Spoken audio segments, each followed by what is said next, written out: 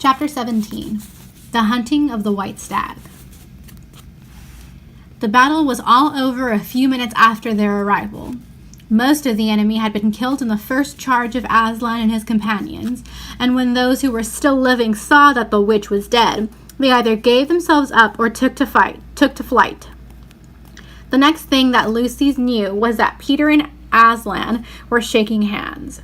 It was strange to see her Peter looking as he looked now. His face was so pale and stern, and he seemed so much older. "It was all Edmund's doing, Aslan," Peter was saying. "We'd have been beaten if it hadn't been for him.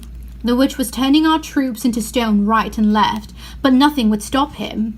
He fought his way through 3 ogres to where she was just turning one of your leopards into a statue. And when he reached her, he had a sense to bring his sword smashing down on her wand instead of trying to go for her directly, and simply getting made a statue himself for all his pains. That was the mistake all the rest were making. Once her wand was broken, we began to have some chance, if we hadn't lost so many already. He was terribly wounded. We must go see him." They found Edmund in charge of Mrs. Beaver a little way back from the fighting line. He was covered with blood. His mouth was open and his face a nasty green color. "Quick, Lucy," said Aslan. And then almost for the first time, Lucy remembered the precious cordial that had been given to her for a Christmas present. Her hands trembled so much that she could hardly undo the stopper, but she managed it in the end and poured a few drops into her brother's mouth. "There are other people wounded," said Aslan, while she was still looking eagerly into Edmund's pale face and wondering if the cordial would have any result. "Yes, I know," said Lucy crossly. "Wait a minute." "Daughter of Eve," said Aslan in a graver voice, "others also are at the point of death. Must more people die for Edmund?" "I'm sorry, Aslan," said Lucy, getting up and going with him.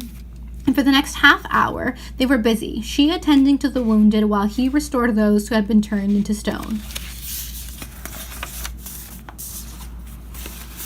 When at last she was free to come back to Edmund, she found him standing on his feet and not only healed of his wounds, but looking better than she had seen him look, for ages.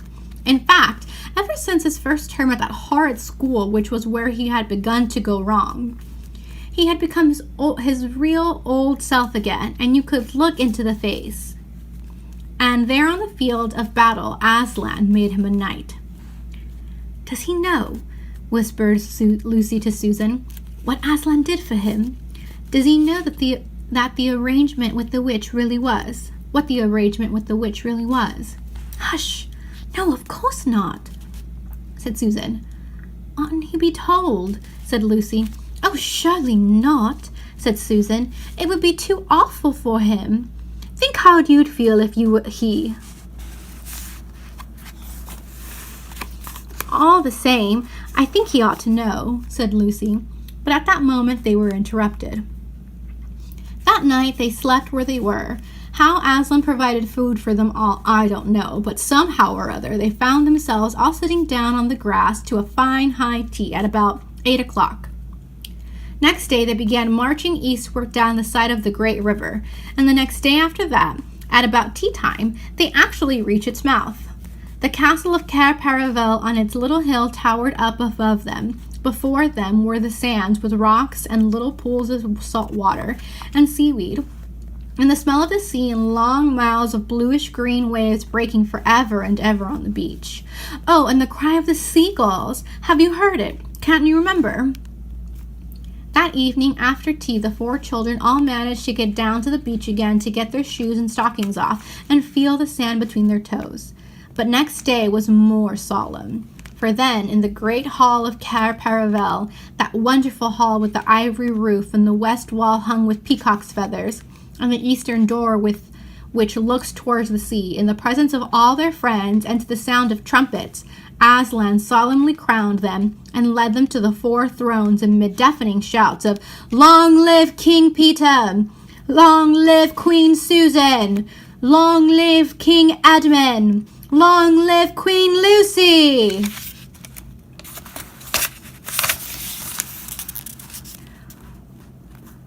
Once a king or queen in Narnia, always a king or queen. Bear it well, son of Adam, bear it well, daughters of Eve, said Aslan. As through the eastern door, which was wide open, came the voices of the mermen and the mermaids swimming close to the shore and singing in honor of their new kings and queens. So the children sat on their thrones, and scepters were put into their hands, and they gave rewards and honors to all their friends, to Mr. Tumnus the Fawn, and to the beavers, and giant Rumblebuffin, to the leopards, and the good centaurs, and the good dwarfs, and to the lion. And that night there was a great feast in Cair Paravel, and revelry and dancing, and gold flashed and wine flowed, and answering to the music inside. But stranger, sweeter, and more piercing came the music of the sea people. But amid all these rejoicings, Aslan himself quietly slipped away. And when the kings and queens noticed that he wasn't there, they said nothing about it. For Mr. Beaver had warned them.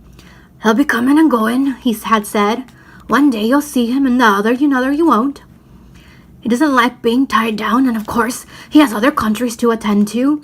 It's quite all right. He'll often drop in, only you mustn't press him. He's wild, not like a tame lion." And now, as you see, the story is nearly, but not quite, at an end. These two kings and queens governed Narnia well, and long and happy was their reign. At first, much of their time was spent in seeking out the remnants of the White Witch's army and destroying them. And indeed, for a long time, there would be news of evil things lurking in the wilder parts of the forest, a haunting here and a killing there, a glimpse of a werewolf one month, and a rumor of a hag the next. But in the end, all that foul brood was stamped out, and they made good laws and kept the peace and saved good trees from being unnecessarily cut down and liberated young dwarfs and young satyrs from being sent to school, and generally stopped busybodies and interferers and encouraged ordinary people who wanted to live and let live. And they drove back the fierce giants, quite a different sort from giant Rufflebuffin, on the northern of Narnia, where these ventured across the frontier. And they entered into friendship and alliance with countries beyond the sea and paid them visits of state and received visits of state from them. And they themselves grew and changed as the years passed over them, and Peter became a tall and deep-chested man and a great warrior, and he was called King Peter the Magnificent. And Susan grew into a tall and gracious woman with black hair that fell almost to her feet, and the kings of the countries beyond the sea began to send ambassadors asking for her hand in marriage. And she was called Susan the Gentle. Edmund was a graver and quieter man than Peter, and great in counsel and judgment. He was called King Edmund the Just. But as for Lucy, she was always gay and golden-haired, and all the princes in those parts desired her to be their queen, and her own people called her Queen Lucy the Valiant. So they lived in great joy, and if ever they were remembered their life in this world, it was only as one remembers a dream. And yet one year it fell out that Tumnus, who was a middle-aged fawn by now and beginning to be stout, came down river and brought the news that the white stag had once more appeared in his parts, the white stag who would give you wishes if you caught him. So these two kings and two queens, with the principal members of their court, rode a-hunting with horns and hounds in the eastern woods to follow the white stag. And they had not been hunted long before they had a sight of him. And he led them through a great pace over rough and smooth and through thick and thin, till the horses of all the courtiers were tired out, and only these four were still following.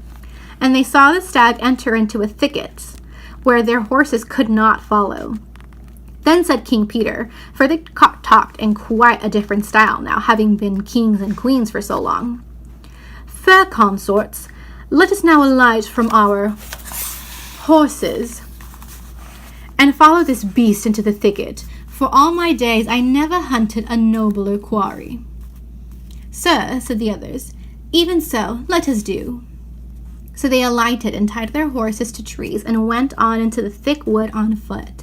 And as soon as they had entered it, Queen Susan said, "Fair friends, here is a great marvel, for I seem to see a tree of iron." "Madam," said King Edmund. "If you look well upon it, you shall see it is a pillar of iron, with a lantern set on the top thereof." "By the lion's mane, a strange device," said King Peter, "to set a lantern with a tree's cluster so thick about it, and so high above it, that if it were lit, it should give light to no man." "Sir," said Queen Lucy, "by likelihood when this post and this lamp was set here, there were smaller trees in the place, or fewer or none. For this is a young wood, and the iron post is old." And they stood looking upon it. Then said King Edmund, "I know not how it is, but this lamp on the post worketh upon me strangely. It runs in my mind that I have seen the like before, as it were a dream, or in a dream of a dream."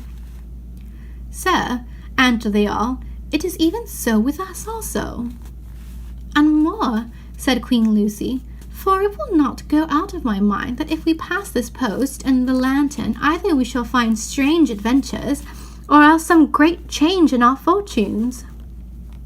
"Madam," said King Edmund, "the like foreboding stirreth in my heart also." "And in mine, fair brother," said King Peter. "And in mine too," said Queen Susan. "Wherefore by my counsel we shall lightly return to our horses, and follow this white stag no further." "Madam," said King Peter, "wherein I pray thee to have me excused, for never since we four set were kings and queens in Narnia, have we set our hands to any high matter, as battles, quests, feats of arms, acts of justice, and the like, and then given over, but always what we have taken in hand, the same we have achieved."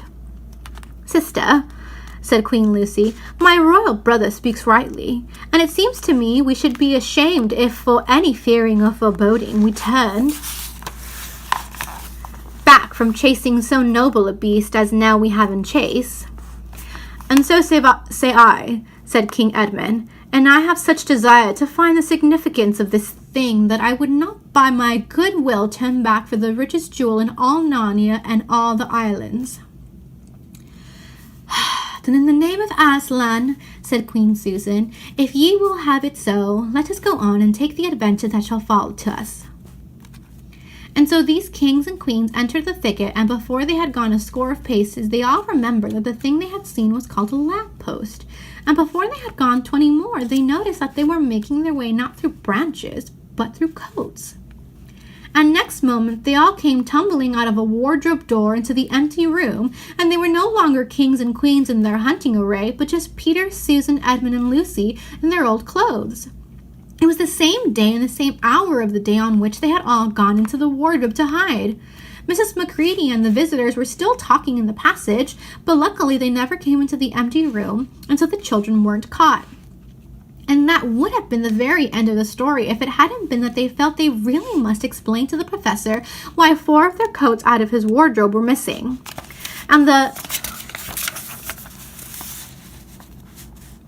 professor, who was a very remarkable man, didn't tell them not to be silly or to not tell lies, but believe the whole story.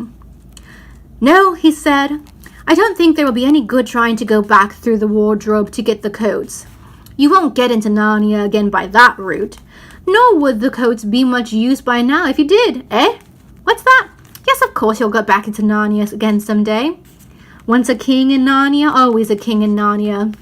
But don't go trying to use the same route twice. Indeed, don't try to get there at all. It'll happen when you're not looking for it. And don't talk too much about it, even amongst yourselves. And don't mention it to anyone else unless you find that they've had adventures of the same sort themselves." "What's that? How will you know?" "Oh, you'll know, all right. All things they say, even their looks. Well, we'll let the secret out. Keep your eyes. Bless me, what do they teach them at these schools?" And that is the very end of the adventure of the wardrobe. But if the professor was right, it is only the beginning of the adventures in Narnia. "It was Edmund's doing, Aslan.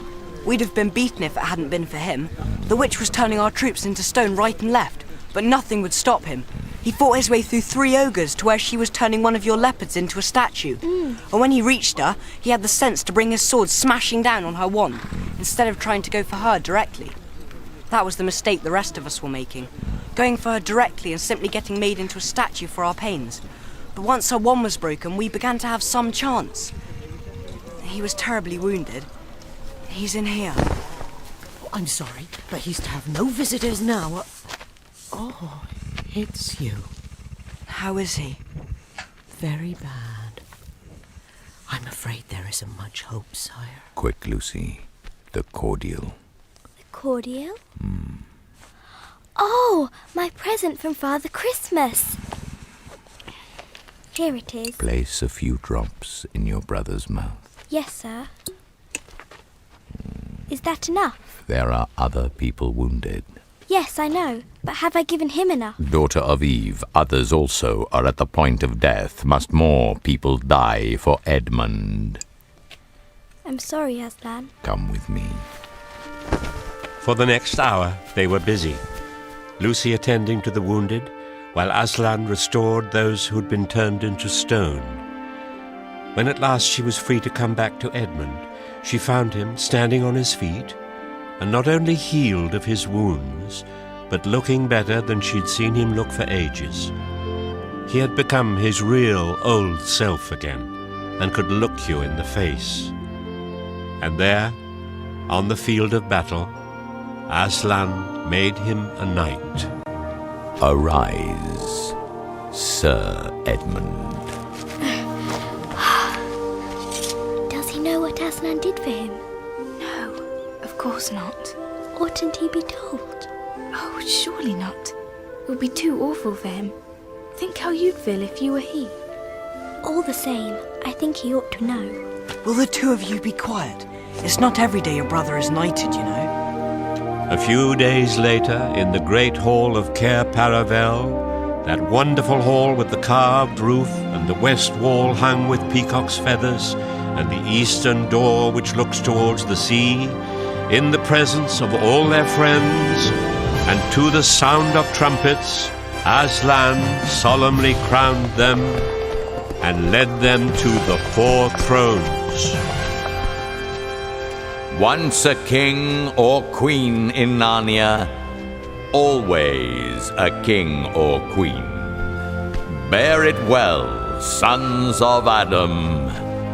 Bear it well, daughters of Eve.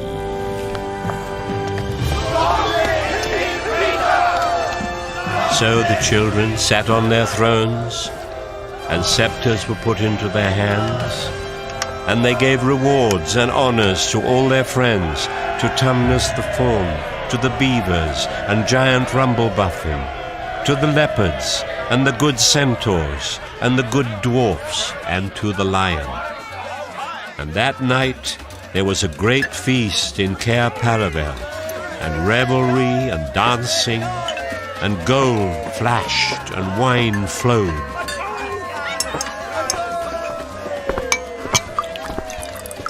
I say, where's Aslan?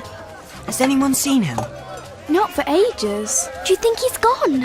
It looks as if he has. Well, he comes and he goes. One day you'll see him, another you won't.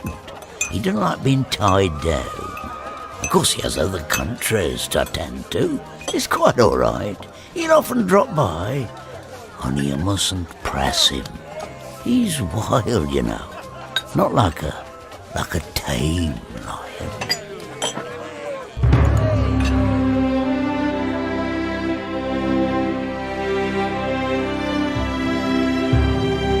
And now, as you see, this story is nearly at an end. These 2 kings and queens governed Narnia well, and long and happy was their reign.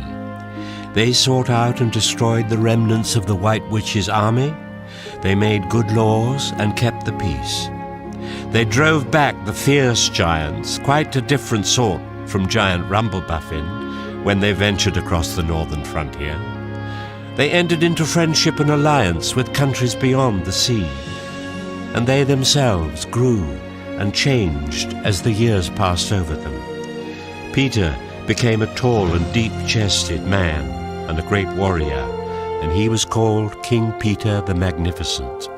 Susan grew into a tall and gracious woman with black hair that fell almost to her feet, and ambassadors of kings from beyond the sea came to ask for her hand in marriage.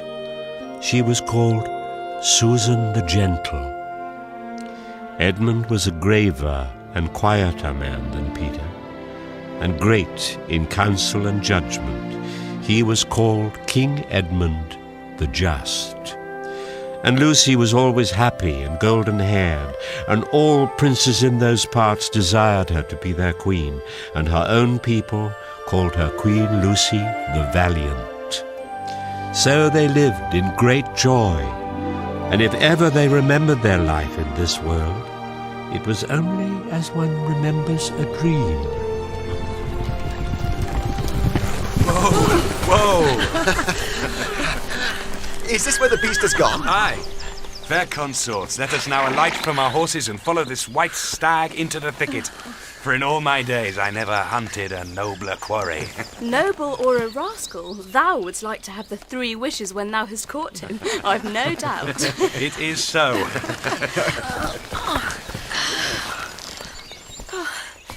Fair friends, here is a great marvel, for I seem to see a tree of iron.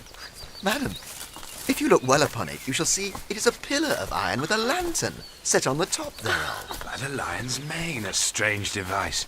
To set a lantern here where the trees cluster so thick about it, and so high above it, that if it were lit, it should give light to no man. Sir, by likelihood, when this post and this lamp was set here, there were smaller trees in the place, or fewer, or none. For this is a young wood, and the iron post is old. I know not how it is, but this lamp on the post worketh upon me strangely. It runs in my mind that I have seen the like before, as it were in a dream, or in the dream of a dream. Yes, sir, it is even so with us also, and more. For it will not go out of my mind that if we pass this post and lantern, either we shall find strange adventures, or else some great change of our fortunes. Madam, the like foreboding stirreth in my heart also. And in mine, fair brother. And in mine too. Wherefore, by my counsel, we shall lightly return to our horses and follow this white stag no further. Madam, therein I pray thee to have me excused. For never since we 4 were kings and queens in Narnia have we set our hands to any high matter, as battles, quests, feats of arms, acts of justice and the like, and then given over, but always what we have taken in hand, the same we have achieved. Sister, my royal brother speaks rightly. And it seems to me we should be shamed if for any fearing or foreboding we turned back from following so noble a beast as now we have in chase. And so say I. And I have such desire to find the signification of this thing, that I would not by my goodwill turn back for the richest jewel in all Narnia and all the islands. Then in the name of Aslan, if ye will all have it so, let us go on and take the adventure that shall fall to us. Allow me to lead on.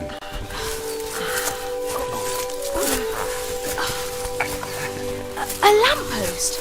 The pillar of iron with the lantern on top was called a lamppost. I recall it now. Yes, so do I now that you mention it. These branches feel a lot like coats, if you ask me. They are coats, Peter. Don't push! Lucy. I'm sorry. I'm having a hard time seeing. There's a door up ahead. Is it? It must be. It's the wardrobe door. We're back. We're back.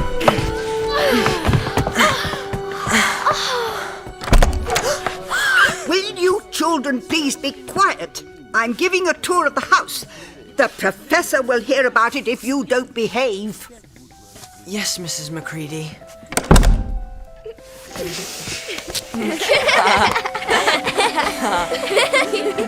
And that would have been the very end of the story if it hadn't been that they felt they really must explain to the Professor why 4 of the coats out of his wardrobe were missing. And the Professor, who was a very remarkable man, didn't tell them not to be silly or not to tell lies, but believed the whole story. No, I don't think it will be any good trying to go back through the wardrobe door to get the coats. You won't get into Narnia again by that route. Indeed, don't try to get there at all. It'll happen when you're not looking for it. Keep your eyes open. And that is the very end of the adventure in the wardrobe. But it was only the beginning of the adventures in Narnia.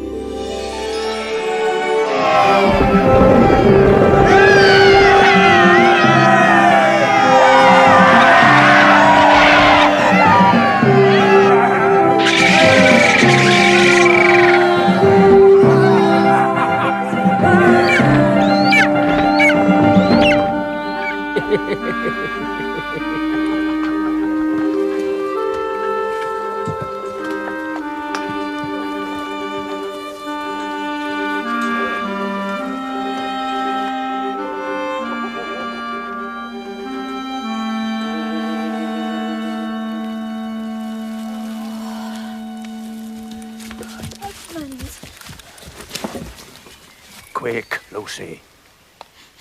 What can I do? Don't you remember what Father Christmas gave you?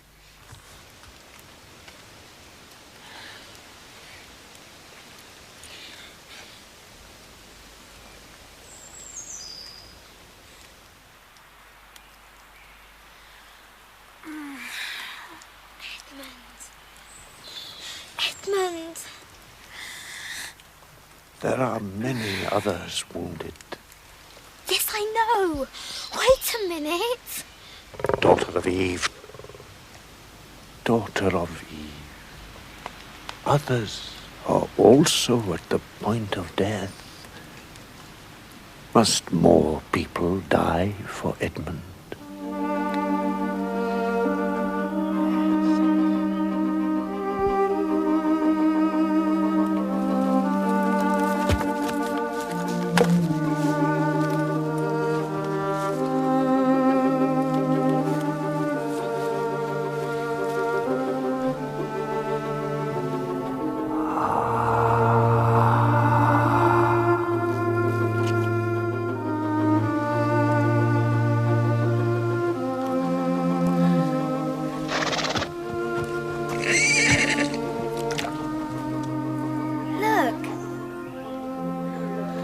His old self again.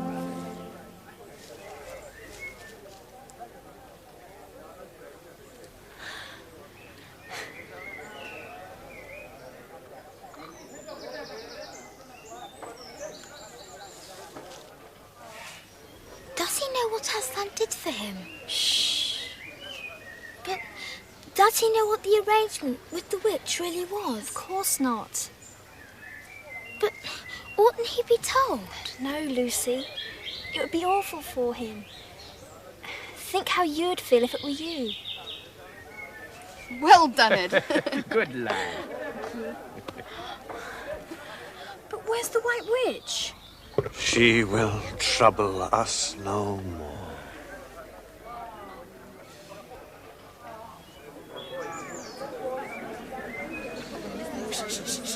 Friends of the great battle, we shall sleep here tonight. And tomorrow to Cair Paravel, where the prophecy will be fulfilled.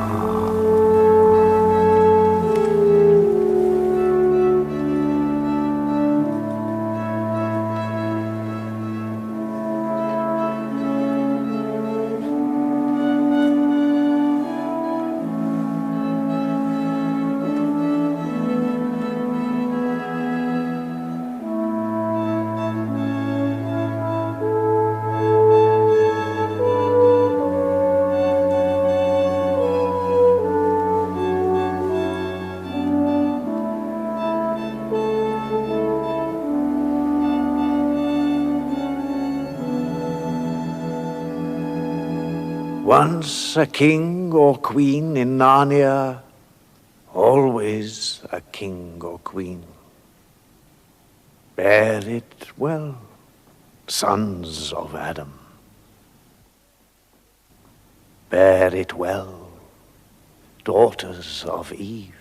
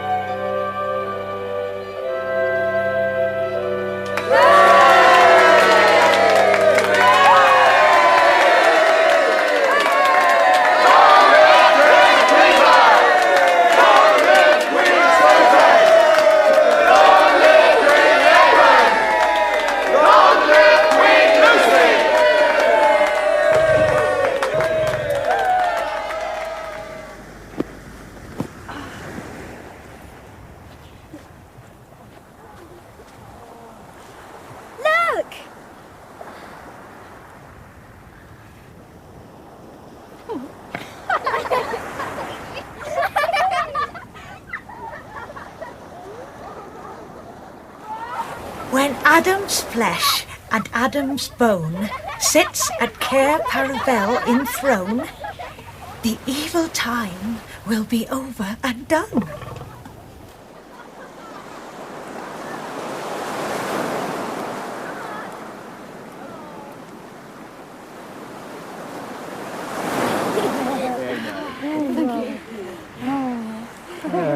Aslan!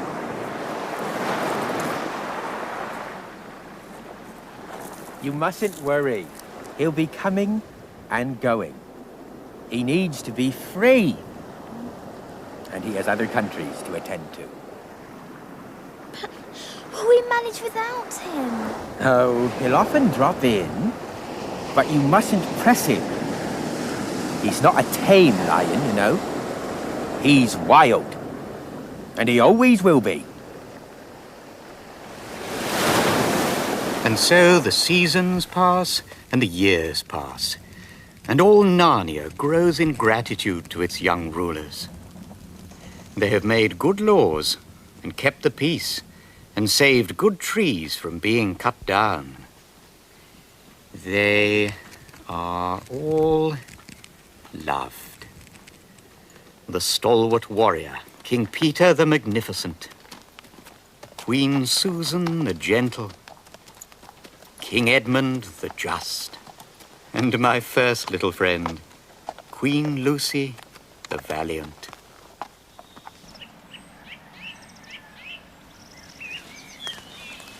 Here is a great marvel. I seem to see a tree of iron. Madam, if you will look closely upon it, you will see it is no tree, but a pillar of iron with a lantern set thereon. By the lion's mane, strange device.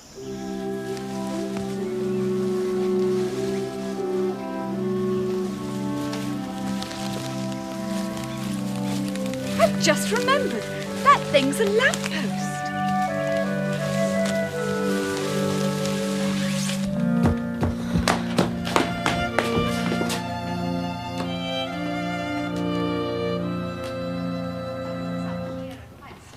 Listen! It's the Macready.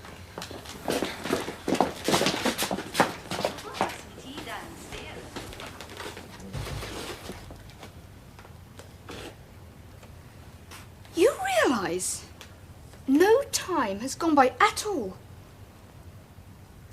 since we climbed into that wardrobe. Which is why we felt we had to explain, sir, how the 4 fur coats from the old wardrobe are missing. And the galoshes. It was very cold there. And we didn't even know then if we'd ever get back. And it was the most sensible thing to do. We'll go back and try and look for them. Oh, come now. Nobody wants you to go back searching for a few moth-eaten old coats. You do believe us, sir?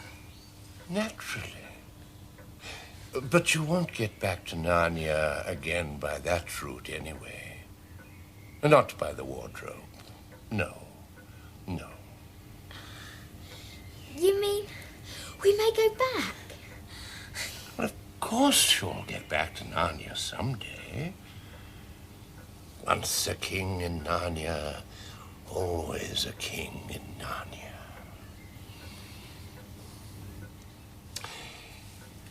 By the way, I shouldn't mention this to anyone else, unless you find that they've been there too. But how will we know? Oh, you'll know. You don't think you're the only ones to have had such an adventure, do you? Oh, bless me, what do they teach them at these schools?